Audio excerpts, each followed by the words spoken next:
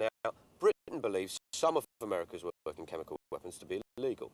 America believes that there's a loophole in the Chemical Weapon Convention that they can drive a coach and horses through. This is basically they're allowed to do work on domestic law enforcement, stuff for the cops, for riot control. But if it is for the cops, why is it being done by the military, funded by the military, tested by the military, and why is it being done to fit a mortar specifically for a standard military issue?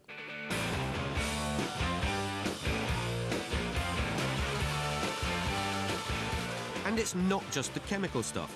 The military have also been funding research into biological weapons. At the Battelle Memorial Institute in Columbus, Ohio, information has surfaced on at least 2 projects on anthrax. Under the Biological Weapons Treaty, research for defensive purposes is permitted, but offensive weapons research is outlawed and a serious treaty violation. I get a debrief from a local source. This is Dr. Bob Fotakis, who's, how best to describe your role as investigative journalist, community activist? Yeah, I'm both of those things, and I think the investigative journalism leads one inevitably to be a community activist once you uncover, the seamy underbelly of the military-industrial complex. Of which there's quite a bit over at Battelle, which we've... Yeah, I mean, you've got long-standing ties to the CIA and to the Pentagon. We can take no chances in attempting to inspect this secretive HQ. Battelle Memorial Institute. It's really ground zero for anthrax and other weapons research in the United States. In fact, the anthrax that was sent through the mail really was developed in connection to this institution. They're actually designing a higher grade of weaponized anthrax, the Project Jefferson, which is done on behalf of the Defense Department. It's supposed to be serving humanity through the use of science to create good. If they're doing that, why do they want to keep people out? Battelle refused to speak to us or cooperate with the inspection, claiming this would compromise their commercial confidentiality with the military. So they also have developed a bomblet? Yeah, they were involved in Project Clear Vision on behalf of the CIA, the Central Intelligence Agency, and they're actually creating a couple of bomblets that dispersed bioweapons. So they tested the delivery system for a biochemical weapon. The questions are then, what? Hi, how are you doing? You guys can't be on this property. If you want, you can do what you want, but you have to go on the public right away. Okay. Tell me, you're the PR person, aren't you? Is the anthrax stored here? You're gonna have to get off the property, okay? Okay, thanks for your help. Many believe the anthrax bomb is a clear breach of the treaty, but there is no other hard evidence of an offensive programme. But just the threat of a programme could prompt others to launch their own, triggering a new arms race.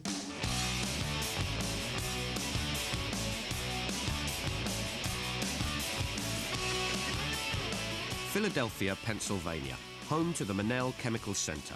Their pioneering research in smells got them funding from the US Department of Defense, looking for the latest thing in non-lethal weapons. Michelle? Mark is going to take part in our experiment today. He's here to evaluate some of our odors, malodors. Acting as a human beagle, I get to inspect research into malodorant technology and interview one of the regime's leading scientists of smell, Dr. Pam Dalton. We'll be staying out here during the exposure, and we'll be able to monitor your physiological signals as well as any of the ratings that you make on the computer. It's good to place that in your nostril. Foul smells could be the weapon of the future, and the huge interest in them might just be because smell weapons are not covered by the Chemical Weapons Convention. And why don't you tell me a little bit about the quality of it, if you can? It's a little bit like an eggy fart. The reaction of it is definitely here. I do feel a little queasy. And it looks like your electrogastrogram, which is the electrical signal that's being given off by your stomach, seems to be picking up in frequency, which is consistent with your feeling a little queasy. Quite honestly, most people would be screaming at this point. I mean, we're out here, and the door has opened once, and we almost lost Adrian. Dr. Dalton points out that malodorants fall outside the Chemical Weapons Convention, as odours work on a psychological response rather than a physiological one. Nonetheless, as she can clear a building in minutes, it's a tempting prospect for law enforcement worldwide. Law enforcement agencies all over the world have emailed me about whether this is commercially available or how do they obtain it. The interest is absolutely amazing. Has Britain applied? Oh yes, I've gotten some inquiries from Britain as well. But we're big R and little d. We don't do the development, so I can only refer these people to the people who funded this work. Meanwhile, the big D, W, seems out to stop my weapons inspection and any others that might get to the truth of America's bioweapons. The Bush regime wrecked new treaty provisions that would have allowed international inspection of US sites. For some, that fact alone is America's smoking gun.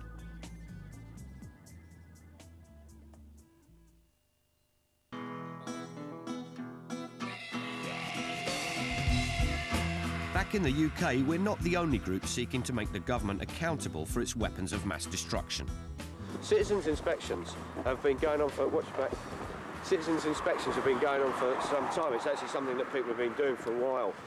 What we hope to do here is just sort of catch the people as they try and get in to do a citizens' inspections on the weapons site here. We appreciate you here and you're obviously making a protest, which you're free to do. But you can't come in. We're not protesting, we come to citizens inspect. But you come here to make a point, haven't you, really? We come here to come and have a look. It's here at the Atomic Weapons Establishment in Aldermaston that they service the nuclear warheads for Trident. Its history of nuclear leaks and spills is reason enough for an inspection, but the message has yet to get through on the ground. How on earth can I verify what's going on in there? You could only verify what's going on here if you were an accredited nuclear weapons inspector. Do you think it'll ever be anything more than a protest? Do you think you actually one day you go, oh look, they've let us in? I wouldn't rule it out, quite honestly. I really wouldn't rule it out because I think that there's going to become a real momentum behind this movement. Aldermaston is being upgraded with some £2 billion of taxpayers' money, hardly demonstrating the required commitment to reduce arms, which could be illegal under the Non-Proliferation Treaty. We believe it's breaking UN law by pursuing this new set of nuclear weapons. We have right on our side to go and say, well, what's happening in here? Just as the US is saying to Iraq, if you've got nothing to hide, don't be scared of the weapons inspectors. If they've got nothing to hide, then they shouldn't be afraid of us. Transparency and inspections are good enough for Iraq, but not for the US and the UK. And we have now had little access in 2 continents. Got a couple of bits and bobs. But then a breakthrough. A tape has been sent anonymously to UNTOM. Hopefully these are going to be